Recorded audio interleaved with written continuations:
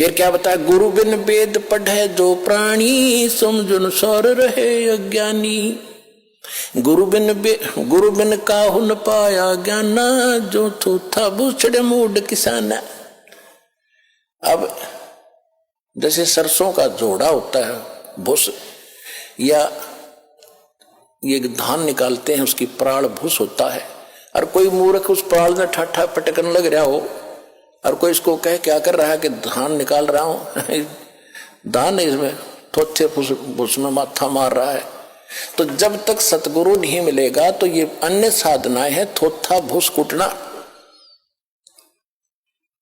तो इससे कुछ लाभ नहीं होना, कितना प्रयत्न कर लो। वो तो धान गेहूं नो के नो धान हो, जब मारे क्या पटक पटक गरल गल पड़े, ढेर लाग जाए थोड़ी देर में। तो वो सतगुरु आज ये दास है उस परमात्मा का भेजा इस कलयुग में, ये याद रख लियो। ये दास इसलिए बार बार रिवाइज कर रहा है कि अपनी महिमा हमने आप बतानी पड़ी। परमात्मा खुद आए थे, हम ही अलख अला हैं कुतुब गोस और पीर, गरीबदास खालिक दनी हवरा नाम कबीर। ए स्वामी सृष्टा में सृष्टि हमारे तीर, दास गरीब अधर बसों में अवगत सत कबीर। पर ना समझ में आई, जब स्वामी रामानंद जी को परमात्मा ऊपर ले गए, सारी स्थिति दिखाई, जब छोड़ा, जब मान गए कि दो ठोर है एक तू भया एक से दो, और गरीबदास हम कारणे आए हो जग मगदो। बोलत रामानंद जी सुनो कबीर करतार, गरीबदास सब रूप में तुम ही बोलनहार। जब भगवान बता रहे थे सबको, कोई नहीं माना, वो भी रामानंद ने इसलिए मारना पड़ा कि आंखों देख आया। तो पुण्यात्माओं, यहां भगवान ने अपनी महिमा बतानी पड़ी, इस दास ने भी अपना बतानी पड़ी कि मैं उस कबीर का दास हूं जो सारी सृष्टि का मालिक है, और वो ज्ञान और सतगुरु आज ये दास ही है। और जो सतलोक आसन भरवाला में आ जाएगा उसको यकीन भी पूरा हो जाएगा, फिर वो निडगमग हो सकता है। इंसान की जब वो मोक्ष की या कुछ ज्ञान ग्रहण की इच्छा से आया होगा, जो आया होगा बकवादों की, तो वो तो बता ही दिया आपको। कहते हैं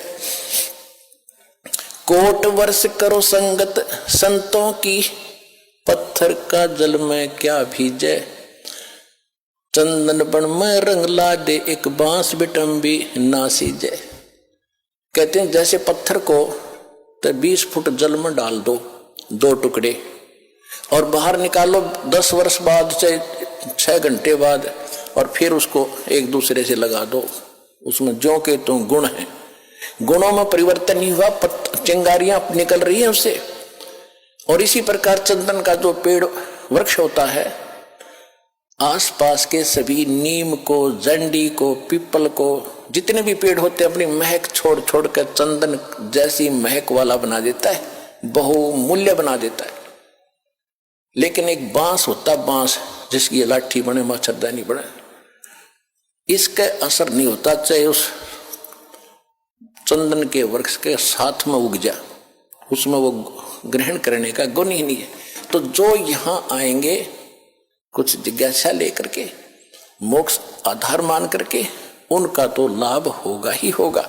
उनको तो समझ में आ ही जाएगा कि विश्व में आज कोई गुरु नहीं है, इस दास के अतिरिक्त सतगुरु भी नहीं है।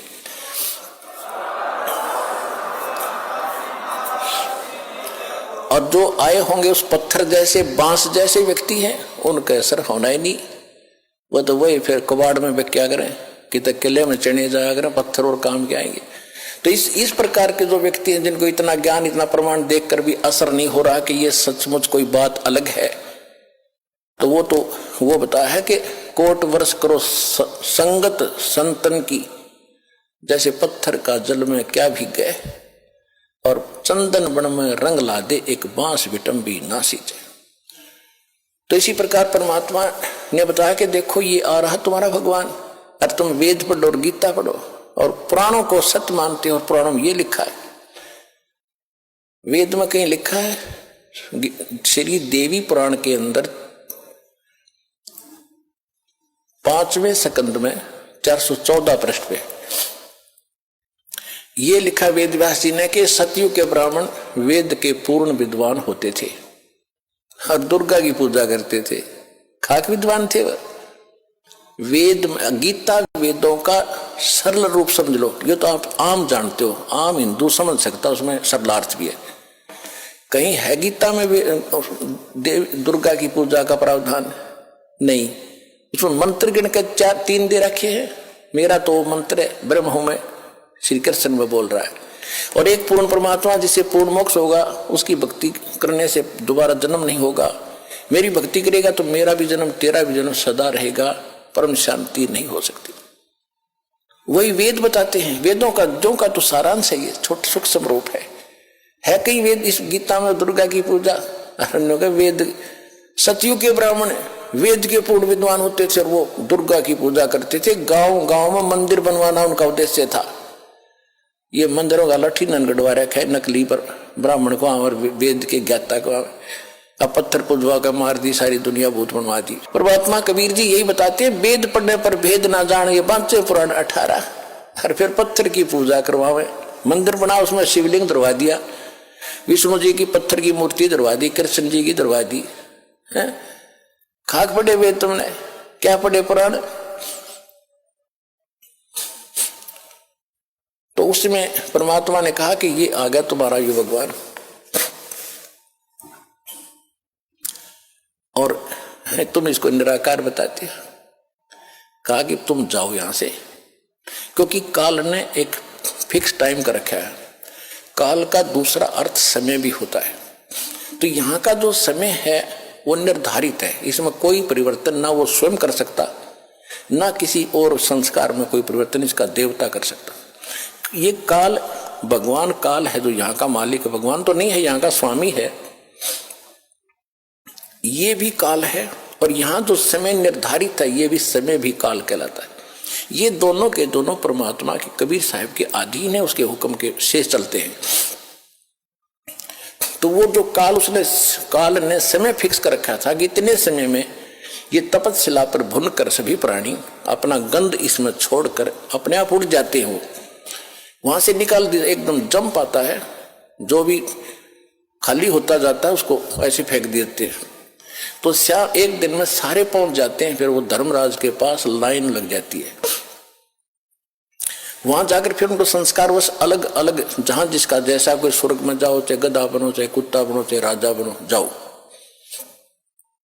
वो क्रम फिर शुरू हो गया। तो वो जब तक नहीं, वो चला था इसलिए कि उस समय पूरा हो गया, वो जा चुके होंगे। परमात्मा ने कहा कि वो देखो दूर से आ रहा है और तुम उसको देखो, वो है तुम्हारा भगवान, अब तुम जाओ। तब परमात्मा ने उनको वहां से भेजा। फिर वो काल ने निकट आकर देखा कि ये आदमी कौन खड़ा है, मेरे इस स्थान पर तो कोई आ ही नहीं सकता। 21वां ब्रह्मांड जो दास ने आपको बता रखा है, 21वें ब्रह्मांड में भी एक ऐसा गुप्त स्थान है जहां तपस्या है। आप सृष्टि रचना के अंदर वो मैप देखोगे, चित्र देखोगे, उनमें समझ आएगी। जो हमें दास कई बार सत्संग में भी सुनाता है, पुस्तकों में बच्चों ने भक्तों ने लिखा हुआ है उसको। तो वहां कोई नहीं जा सकता उसके अतिरिक्त। तो वहां उसने देखा दूसरा आदमी कौन आ गया। फिर ध्यान से देखे तो जोगजीत खड़ा है। उसको ये मालूम था कि जोगजीत भाई मेरा पिता का पूरा आज्ञाकारी है, पूरा कृपा पात्र है। पिता माने सतपुरुष कबीर साहब का। और ये वैसे नहीं आया होगा, या तो कोई संदेशा लेकर आया है, मुझे कोई और सजा सुनाओगे, मेरे से कोई गलती तो रोज कर रही हो, या बकवाद देकर रखी इसने। फिर भी हिम्मत सी करके पूछा और कहा कि क्योंकि जब इसको ने सतलोक में गलती की थी ज्योत निरंजन ने, काल ने, तो जोगजीत रूप में आकर ही परमात्मा ने उसको 21 ब्रह्मांड समेत और दुर्गा समेत, और दुर्गा के अंदर सभी आत्मा परमात्मा ने फिक्स कर फीड कर दी थी, भर दी थी, जिन्होंने इसके साथ आने की स्वीकृति दी थी।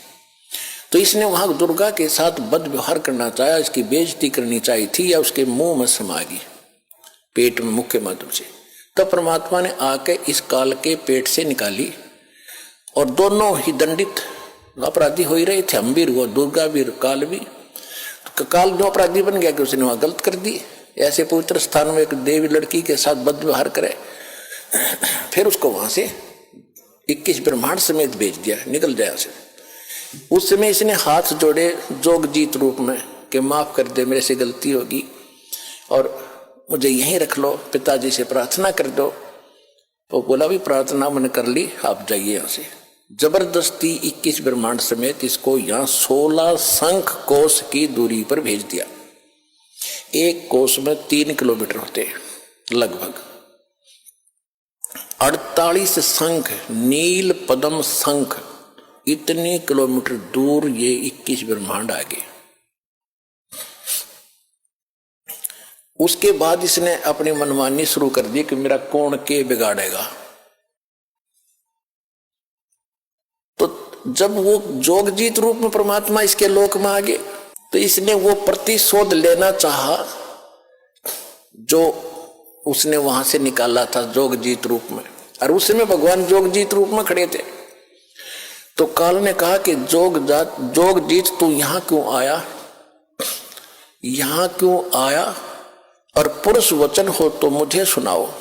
तुम यहां क्यों आयो और कोई पुरुष की आज्ञा है, परमात्मा का कोई वचन है मेरे लिए, आदेश संदेश है तो मुझे सुनाओ। और कहते हैं वहां से मार निकाला मोही, और जोग जीत ना छोड़ू तो ही। तो मेरे लोक में किस लिए आ गया, तेरी हिम्मत कैसे पड़गी मेरी आज्ञा बिना तू यहाँ आने का। तुम वहां रहो, हम अपना यहाँ रहूंगा, तुम्हारा क्या मतलब बीच में इंटरफेरेंस करने का। जो वचन है वो बता जल्दी। डर गया वो कि कोई और संदेशा लेकर आया कि और सजाना मिल जाए तुझे, कि बोल क्या आदेश है पिताजी का, मुझे पहले वो बता, फिर मैं तुझे खूब पिटूंगा, तेरे को ऐसी पिटाई करूंगा तू याद रखेगा। तो जोगजीत रूप में भगवान ने कहा कि सुन ले परमेश्वर का पिताजी का आदेश, तूने उसकी आत्माओं के, ये तेरे भाई बहन हैं जो तेरे साथ आ गए। अरे नालायक, इनने तो तेरे ऊपर विश्वास किया, तूने इनके साथ विश्वासघात किया, इनको कंगाल कर दिया। इसने क्या जुल्म कर रखा अपने साथ, इसने ऊपर एक महास्वर्ग बना रखा ब्रह्मलोक में, और उस महास्वर्ग के अंदर इसने अलग से नकली लोक बना रखे, सतलोक, अलखलोक, अगमलोक, अकैलोक। जो ये राधा स्वामी वाले जो करते हैं ना, ये ढोल पीटे हैं, ये तो इस नकली लोक की भी इन पूरा ज्ञान को ना काल के लोक में झूठा बना रखा है। नो की नो नकल ऊपर की दुर्गा से करवा ली इसने। तो परमात्मा ने कहा कि तुमने इनकी क्या हालत कर रखी है। परमात्मा ने कहा कि ये तेरे भाई बहन है सारे, और निकम्मे तेरे पर विश्वास करके आ गए तेरे साथ, तो ऐसा जुल्म। तो इसने क्या कर रखा है, वहां ठगता है आपको। आज आपको ये बताया जा रहा है कि आपको कैसे लूटा जा रहा है, कैसे आप ही भिखारी बन गए। पहले जब वहां से आए सतलोक से तो आप पुण्यों से भरपूर थे, आप एक बहुत साहूकार के बेटे थे। पहले राजा लोग जो होते थे उनकी बेटे और बेटियां जो धनी राजा होते थे, सोने के हार, सोने की जूतियां, सोने के, यहाँ तक जैसे आपने राजस्थान में देखे होंगे अभी तक पहनती माताएं चांदी के पहनते, वो सोने के होते थे, और कपड़े सुंदर, उनमें भी हीरे मोती जवाहरात जड़े होते थे। और वो ऐसे हम वहां थे, भक्ति से परिपूर्ण सेठ थे, सारी सुविधाएं प्राप्त थी। अब हम आगे उन सारे आभूषणों समेत, यानी सारी भक्ति समेत इसका साथ भाग्य। जैसे एक अमीर सेठ की लड़की उन्हीं के एक नौकर के साथ भाग गई, हमारे साथ वो बनी हुई है। अब ये उस भागने से पहले उनके जो चल रहा था विचार विमर्श, उनका पता माँ बाप को लग गया। बेटी को समझाया, बेटा यो बालक और ये तो एक नौकर है, अरे तू कहाँ की किसकी बेटी है, कुछ आंख खोली, अच्छी बात नहीं, तुझे बहुत दुख हो जाएगा। माँ ने भी समझाया, बेटी बड़ा कैर टूट जाएगा, हम तो शादी कर नहीं सकते, तू इसके साथ जाएगी तो बहुत दुख पाएगी। समझा दिया, हाँ माँ को नहीं जाऊंगी, ऊपर से तैसे करगी और पीछे से सारा आभूषण लेकर भागी। अब वो तो शराबी को अभी बकवादी आदमी जाकर अपना रहने लगे कि वो जो सारा वो लेगी थी धन, पहले तो वो खर्च करवाया, शराब पीवे, उन्हें पीटे छेते, वह जान जो गिरी ना वापस। फिर वो मजदूरी कर रही थी, 2 बच्चे उसके साथ थे सड़क के ऊपर। ये दास उसमें वहां जेई था, नौकरी कर रहा था। हमारा दूसरा विभाग था, सड़क पर और काम हो रहा था, वहां हम बैठे थे। एक वृक्ष के नीचे वो माई रो रही थी।